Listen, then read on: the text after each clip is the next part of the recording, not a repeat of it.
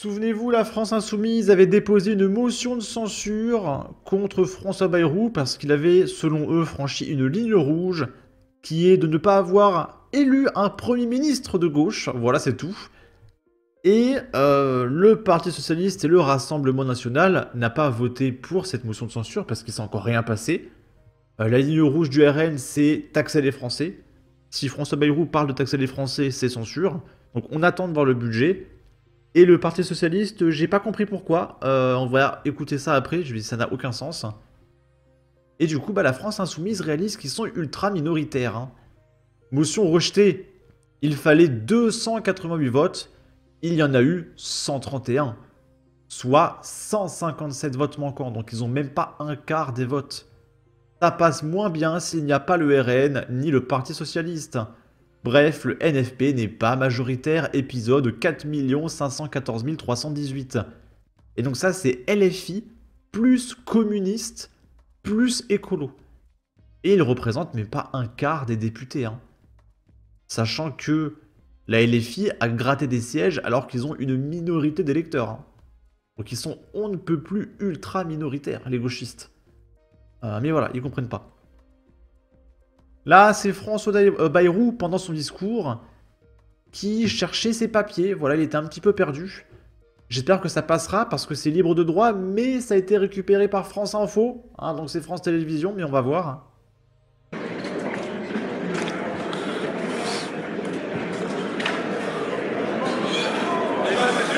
Je suis là.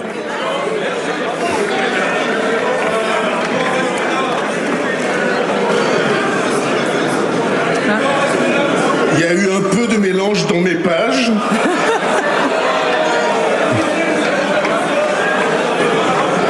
Merci beaucoup.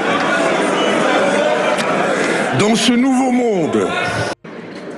Voilà, donc ça c'est payé une fortune, hein, 24 000 € par mois. Ok. Là, c'est Olivier Faure. Alors là, je comprends pas. Je ne comprends pas. Il va nous expliquer pourquoi le Parti Socialiste vote contre. Et il nous dit que c'est que si le gouvernement est censuré, ça va mettre l'extrême droite au pouvoir. Et il faut faire barrage à l'extrême droite. Alors que lui-même se plaint que Bruno Retailleau, c'est l'extrême droite. Donc je comprends pas trop le délire. En ne censurant pas, dès vos premiers pas, votre gouvernement. Monsieur le Premier ministre, vous l'avez compris, nous ne vous accordons pas pour autant notre confiance. Mais nous avons choisi de ne pas pratiquer la politique du pire parce qu'elle peut conduire à la pire des politiques, c'est-à-dire l'arrivée de l'extrême droite. C'est la raison pour laquelle nous ne vous censurerons pas, Monsieur le Premier ministre. Beaucoup, monsieur le député. Et il y a François Hollande qui applaudit. Je comprends pas en fait, ils ont aucun programme à part dire que le pire c'est le Rassemblement National, c'est tellement la haine. Et pour éviter le pire, il faut voter pour moi parce que moi je suis pas pire. Je comprends pas ce parti, honnêtement. Hein. J'arrive pas à saisir les ambitions du Parti Socialiste, je comprends pas. Serfia qui nous dit les groupes qui voteront et ne voteront pas la motion de censure contre François Bayrou. LFI, communistes, écolos qui sont giga minoritaires ont voté pour. PS, EPR, Horizon, Modem, LR, RN, UDR ont voté contre. Marcel qui se plaint. Eh bien vous ferez 1% à la prochaine présidentielle, bon vent. Mais Marcel...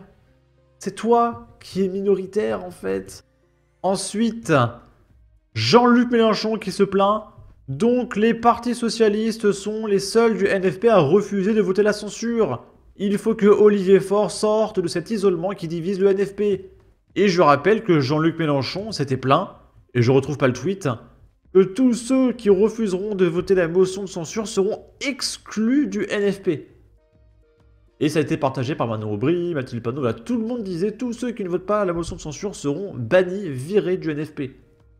Du coup, est-ce qu'ils vont virer la moitié du NFP? Ou est-ce que ce sont des énormes menteurs, encore une fois? Je sais pas. Là, c'est Thomas Porte qui menace tous les membres du Parti Socialiste. Voici les noms et les prénoms de celles et ceux qui ont ce soir sauvé le duo Bayrou-Macron. Et il partage le nom de la totalité des députés qui n'ont pas été d'accord avec lui.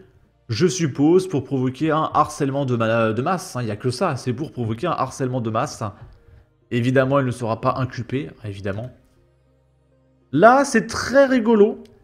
il y a Maxence Laurent, ancien candidat de la France Insoumise, qui se rallie au Rassemblement National. Donc le mec, il a fait un saut d'un coup entre l'extrême communisme et le Rassemblement National, parce qu'il a dû voir que c'était tellement des fous furieux. Il a fait non, c'est bon, j'en peux plus, stop. Et il a dû voir que le RN était en passe de diriger le pays, donc il a voulu saisir cette opportunité. Et du coup, il y a cet article qui nous parle un petit peu de ce monsieur et des gauchistes qui pleurent, des contradictions à justifier.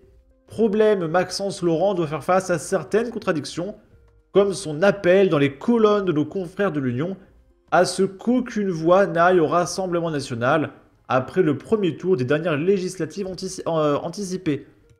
Comme le partage ce monsieur, Maxence Laurent appelle à faire barrage au RN au second tour. Voilà, il faut faire barrage à la haine. Et il nous disait, il y a des points en commun entre les deux partis, justifie-t-il, comme l'abrogation de la réforme de retraite et le pouvoir d'achat des Français. Ce sont des idées que je défendais à l'époque à la France Insoumise et que je développe encore aujourd'hui. Et il a réalisé que la France Insoumise ne travaille absolument pas pour le pouvoir d'achat des Français, et du coup, il s'est barré. Plus évasif, Maxence Laurent ne s'exprime pas vraiment sur la question de l'immigration, un exemple de point de divergence important entre son ancien et son nouveau camp. Pour l'instant, je ne me suis pas prononcé sur ce sujet parce que je ne l'ai pas travaillé sur le fond et que je n'ai pas regardé les disparités dans les programmes. Donc le mec travaille en politique et il n'a pas lu les programmes. Mais ouais. Il vient de la France Insoumise. Il vient de la France Insoumise, c'est normal. Après, s'il faut vraiment parler de l'immigration, je pense qu'il faut quelque chose de cohérent et de clair à mettre en place. Donc, vu que le mec va rejoindre le Rassemblement National, il va s'instruire, lire les programmes, il va devenir intelligent. C'est magique. Ceci dit, je reste cohérent. Il y a plein de sujets avec lesquels je n'étais pas d'accord avec la LFI à l'époque, et je le disais clairement. Quand vous rejoignez un parti ou un mouvement, vous n'adhérez pas forcément à 100% avec lui. Ce changement d'axe politique de Maxence Laurent, bien implanté depuis plusieurs années à la France Insoumise, dérange clairement. Quelques personnalités de ce parti dans la Marne ont tout de même souhaité s'exprimer sur ce sujet, et d'autres non. Agnès Guyot, suppléante du Vertusien aux législatives anticipées de 2024, et deuxième sur sa liste au sénatorial 2023, s'interroge. Je ne m'explique pas comment il est possible de partir dans une direction diamétralement opposée. Le RN et la LFI, ce n'est pas du tout la même chose. Il a fait un grand écart, c'est une horreur. Proche de Maxence Laurent le temps de 2 campagnes, Agnès ne parle pas de trahison. Le mot est fort. Pour nous, il était de gauche. On n'a eu aucun doute. Sinon, il n'aurait pas été investi. A-t-il été proche des idées du RN à l'époque ? Les interrogations sont nombreuses, mais nous sommes choqués, on ne comprend pas. La candidate NUPES dans la 5e circonscription de la Marne en 2022, Karine Leluron, a également réagi à cette annonce ce jeudi dans un communiqué de la presse. Nous prenons acte du choix qui a été fait de rejoindre un parti cofondé par Jean-Marie Le Pen et des Waffen-SS. Ils ont la haine, hein. Comment est-il possible de s'engager en politique sans connaître les propositions de ses détracteurs ? Il semble que briguer un poste en se classant à gauche dans la Marne ne lui soit pas assez favorable. Tant mieux qu'il s'en aille. Nous ne sommes pas étonnés que le RN puisse voir d'un bon œil cette venue et nous leur laissons. Karine poursuit. Quelle cohérence y a-t-il entre un jour lutter contre le glyphosate et le lendemain encourager son utilisation ? Entre un jour défendre une allocation pour l'autonomie des jeunes et le lendemain encourager l'exploitation des jeunes durant leurs études ? Entre un jour défendre la retraite à 60 ans et le lendemain défendre la retraite à 66 ans comme promis par Jordan Bardella, ce qui est une fake news. Jordan n'a pas dit ça. Il faut savoir qu'actuellement, étant donné qu'il faut, je crois, 43 annuités pour valider sa retraite, en réalité, la plupart des gens partiront à 67 ans à la retraite. Et donc 66, c'est moins qu'actuellement. Ceux qui partent à 64 ans, c'est ceux qui ont commencé tôt. Mais du coup, le gouvernement dit 64 ans, 64 ans, 64 ans. Non.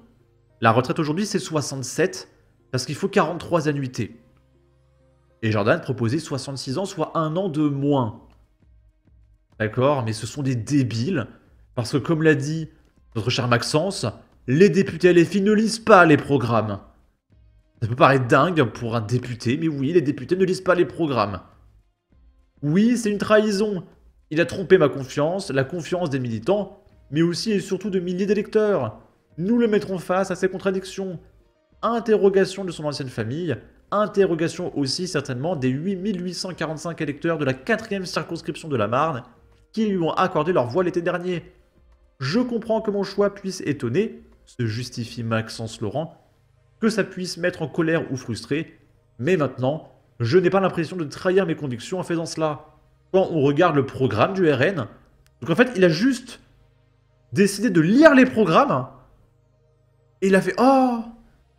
Mais en fait, le programme du RN, il est cohérent. Si seulement j'avais lu le programme des gens. Et du coup, quand on regarde le programme du RN et le nombre de personnes qui ont voté pour ce parti aux précédentes élections, je rappelle que le RN a été majoritaire dans 95% des communes, je pense que nous sommes en cohérence avec le besoin des Marnaises et des Marnais. Des ambitions dans la 5e circonscription de la Marne. Du côté du Rassemblement national et de l'Avenir français, la venue de Maxence Laurent, sans surprise, est une bonne chose. Maxence Laurent a fait le choix courageux de quitter la France insoumise pour nous rejoindre, indique Anne-Sophie Frigou, eurodéputée marnaise du Rassemblement national. Cela prouve que face au système, le RN est le seul mouvement en capacité de rassembler pour sauver la France des nombreuses crises qu'elle traverse. L'ancien adversaire n'est visiblement pas rancunier, d'autant que l'ambition de Maxence Laurent est claire, se présenter aux prochaines législatives dans la 5e circonscription de la Marne, sous l'étiquette du RN cette fois. Voilà, on a fait un petit peu le tour des news du moment. Sur ce, n'hésitez pas à donner votre avis, votre opinion, à partager, liker, commenter, ça aidera au référencement de la vidéo sur YouTube. Abonnez-vous, suivez-moi sur Twitter, prenez soin de vous, salut!